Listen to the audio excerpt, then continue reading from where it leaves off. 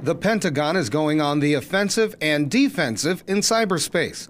The U.S. federal government's main defense headquarters is expanding its cybersecurity force to combat foreign threats to the nation's computer networks. The Pentagon, DHS, the National Security Agency, all have published reports saying that they expect cyber attacks to start coming even more rapidly into the United States. U.S. officials say the increase in personnel and computer hardware would increase the Defense Department's Cyber Command in upcoming years to more than 4,000 people from the current 900.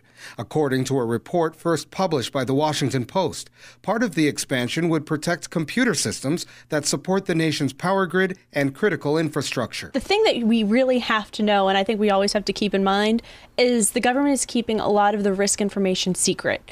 The Pentagon also plans to be on the offensive, planning and executing attacks on adversaries to create a greater barrier in securing the Pentagon's computer systems. The U.S. cyber network is a vast frontier for mass data information sharing, and U.S. officials say it's under constant attack from foreign and domestic threats. The Pentagon is working with U.S. Cyber Command and various military commands to assess how best to counter those threats. The expansion of Cyber Command is happening as the Pentagon scales down in other departments, including the size of its conventional armed forces. U.S. officials say that an attack on cyber systems could disrupt the nation's power grid, transportation systems, financial networks, and government.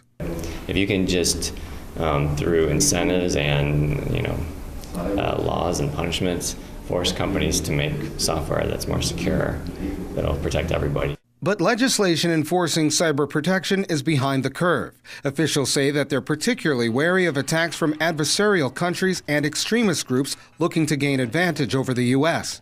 It's expected that the Pentagon expansion will cost millions of dollars, but defense officials say the details are still being worked out to address an ever-changing threat. Colin Campbell, Press TV, Washington.